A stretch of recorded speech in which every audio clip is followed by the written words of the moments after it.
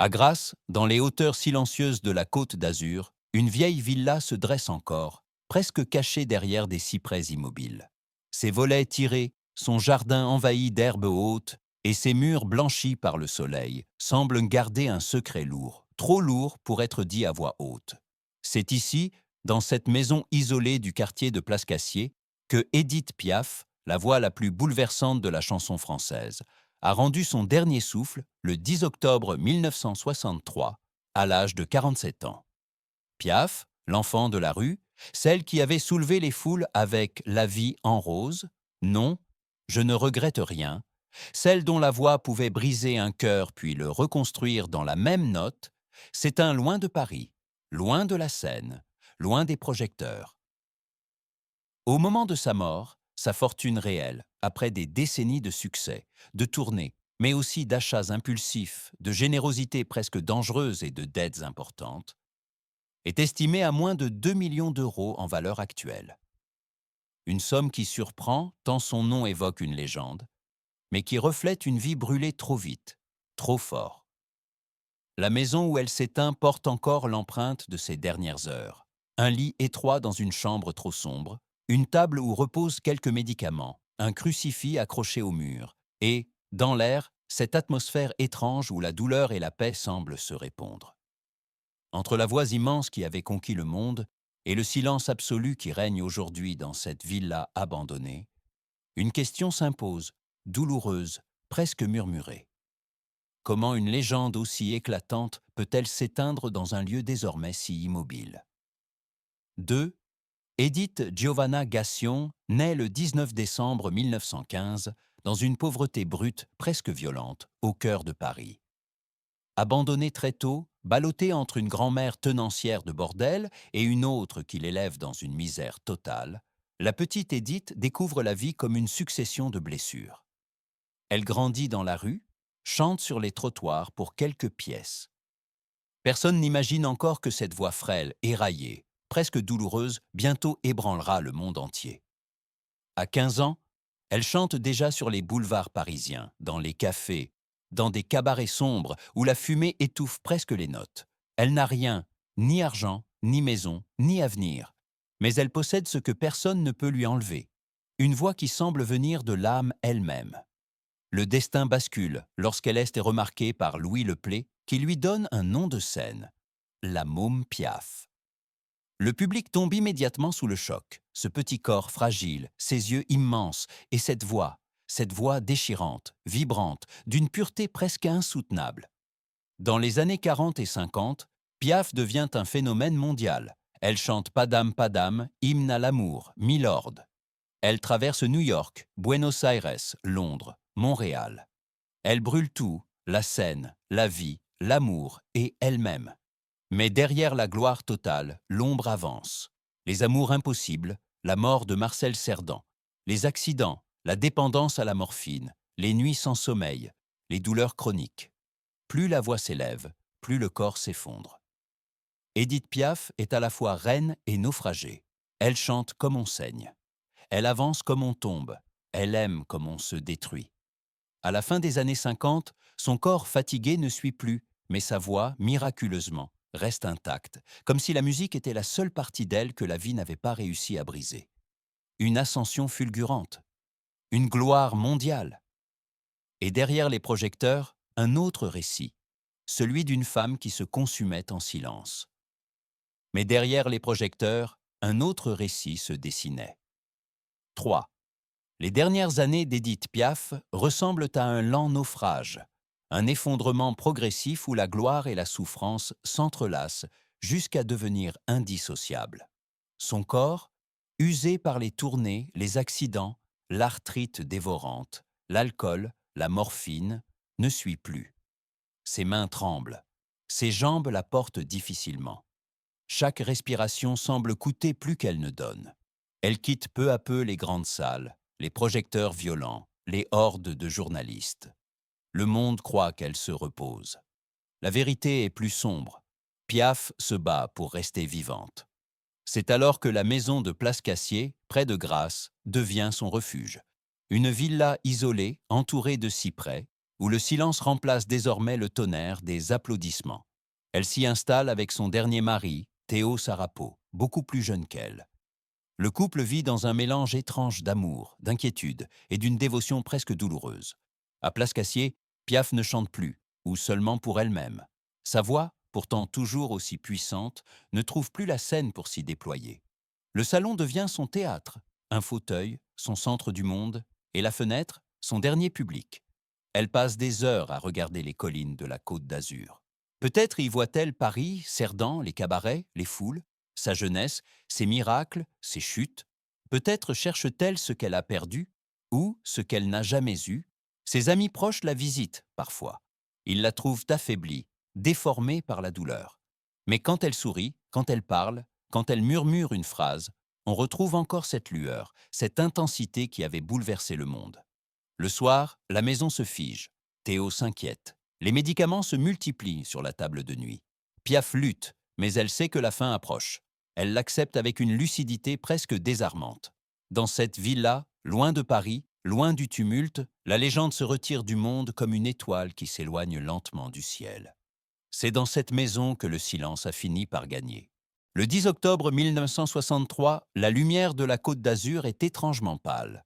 Le soleil hésite derrière un voile de nuages, comme si même le ciel refusait d'affronter ce qui s'apprête à se produire. Dans la villa silencieuse de Place Cassier, Édith Piaf repose dans sa chambre, affaiblie, minuscule, presque méconnaissable. Son corps de 47 ans en paraît 20 de plus. Les douleurs l'ont creusé, la morphine l'a usé, et les années d'excès ont laissé leur empreinte comme des cicatrices invisibles.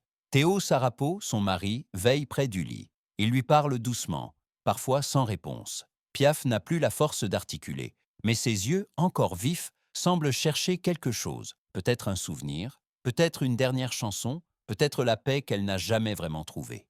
Dans la pièce, tout est simple. Un crucifix accroché au mur, un chapelet sur la table de chevet, des médicaments à moitié entamés, et posé sur une chaise, un foulard noir qu'elle aimait porter. Aucun décor de diva, aucun faste. Rien d'autre que la fragilité nue d'une femme qui a trop donné. Vers la fin de l'après-midi, sa respiration ralentit. Le souffle devient court, irrégulier, presque absent. Le silence se fait lourd, profond, définitif. Puis, dans une douceur presque irréelle, Édith Piaf s'éteint. Sans cri, sans plainte, sans chanson. La France apprend sa mort quelques heures plus tard. Le pays entier tremble. Les radios interrompent leur programme. Des milliers de gens pleurent dans les rues. Charles Aznavour dira plus tard « C'est la France qui a perdu sa voix ». Mais dans la villa de Place Cassier, rien ne bouge. La lumière décline. L'air devient immobile. Le lit, désormais trop grand sans elle, garde encore l'empreinte de son corps fragile. Une fin silencieuse pour une femme dont chaque note avait fait trembler le monde. Pourquoi tant de silence autour d'un nom si grand ? 5. Après la mort d'Édith Piaf, la villa de Place Cassier devient un lieu figé, glacé, presque irréel. Les premières personnes à entrer dans la maison sont frappées par une atmosphère lourde, comme si les murs portaient encore l'écho de sa respiration fragile. Le silence est total. Pas un souffle, pas un craquement, pas un mouvement. Un silence épais, habité, qui semble retenir ce qui reste d'elle entre les ombres du salon et la pénombre de la chambre où elle a rendu son dernier souffle. La succession d'Édith Piaf révèle une vérité brutale. Malgré une carrière immense, mondiale, triomphale, sa fortune réelle à sa mort est modeste. En valeur actuelle, elle représente environ 1,5 à 2 millions d'euros, une somme qui surprend lorsqu'on pense à sa renommée. Mais Piaf n'a jamais su accumuler. Elle donnait, elle aidait, elle brûlait son argent comme elle brûlait sa vie. Sans calcul, sans prudence, sans mesure. Ses générosités impulsives, ses dettes, ses soins médicaux, ses voyages, ses amours, tout cela a laissé un patrimoine réduit mais chargé d'histoire. Les héritiers doivent inventorier la maison pièce par pièce. Dans le salon, ils découvrent un piano droit où elle s'asseyait encore lorsqu'elle avait la force de chanter.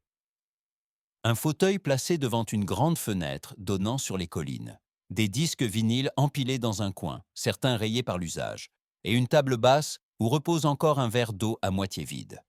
Dans sa chambre, les objets sont plus intimes encore. Un crucifix, un chapelet usé, une photo de Marcel Cerdan dans un cadre argenté, une robe noire soigneusement pliée et, dans un tiroir, des lettres d'amour anciennes, dont certaines écrites de sa propre main. Les héritiers trouvent également des carnets, des notes de tournée, des pensées nocturnes, des phrases inachevées, des titres de chansons jamais enregistrés. Dans ces carnets apparaissent des fragments de l'âme de Piaf, ses douleurs, ses élans, ses prières, ses regrets. La villa semble elle-même contenir un dernier message. Sous son apparente simplicité, elle raconte la chute d'une femme qui a tout donné à la musique jusqu'à en perdre son corps. Les droits musicaux, eux, représentent la partie la plus précieuse de l'héritage.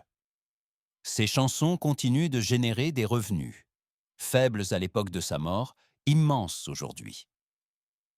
Mais en 1963, personne ne sait encore que La vie en rose deviendra l'une des chansons les plus célèbres du monde. Une question trouble encore les héritiers. Comment mesurer l'héritage d'une femme qui incarnait la France elle-même? Un testament? Une maison? Quelques objets? Non. Rien de tout cela ne suffit. Lorsque les notaires quittent la villa, la maison retombe dans son silence originel. La lumière du soir se glisse sur les murs. Le piano immobile semble attendre une note qui ne viendra jamais. Peut-on vraiment posséder ce qui a appartenu à une voix? Les portes se ferment, la poussière retombe doucement. Et la maison de Place Cassier devient un tombeau sans pierre. Un dernier écho, fragile, de l'âme de Piaf. 6. Lorsque la villa de Place Cassier retombe dans le silence après la succession, quelque chose d'étrange demeure dans l'air.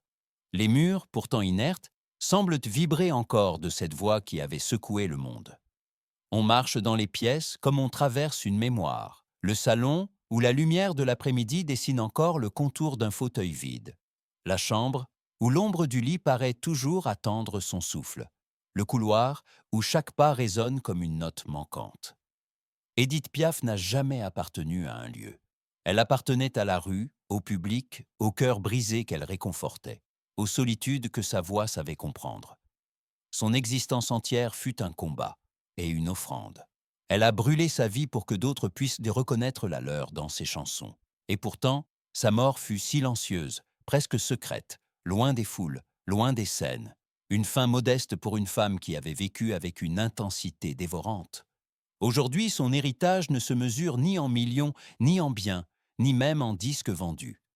Il se mesure dans cette émotion brute qui serre la gorge lorsque sa voix s'élève, dans ce frisson qui traverse le corps lorsque commence la vie en rose, dans cette vérité presque douloureuse de non, je ne regrette rien. Lorsque le soir tombe sur Place Cassier, on pourrait presque imaginer un murmure glisser entre les cyprès. Une note fragile, un souffle, un écho de cette voix qui refusait de se taire. Alors une question demeure, douce et suspendue. Le vrai héritage, est-ce ce qu'on possède ou ce qu'on laisse vibrer dans le cœur des autres? La lumière décroît. Le silence s'installe. Et une vérité persiste. Le silence ne tue pas la mémoire, il la purifie.